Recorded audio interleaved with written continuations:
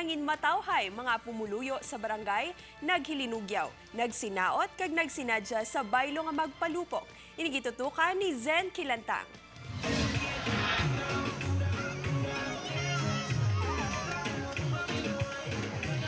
Nagasinaot kag nagakinasadyang iban nagakinanta pa. Amo ini ang pilalang sa mga pamaagi sang pagselebrar sang pagsugalaw sang bagong tuig sang mga pumuluyo sa Barangay Airport Zone 1 Mandurriao.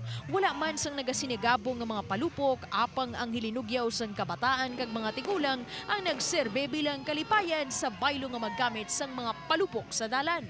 Masadyang sa Barangay Airport Zone 1! No! Masao tatanan! Masao ta! Mabatyagan ng excitement sa tagsa ka mga residente sa barangay. Ang iban makitaan nga sold na sa ilim nun, apang masadya nga nagapakalinong kag nagayuhom-yuhom. Kada tuig kay hiwat kami sa inyo muna. Ang amon mga neighbor namon tanan. Pinasahi kun binagbinago ng pagsumalang sa bagong tuig sa subong. Bangod ang pagsinigabong daw hindi pareho sa mga nagliligad ng mga tinion. Apang ang importante nangin masadya kag nangin hilway sa katalagman ang pagselebrar sang tagsa-tagsa.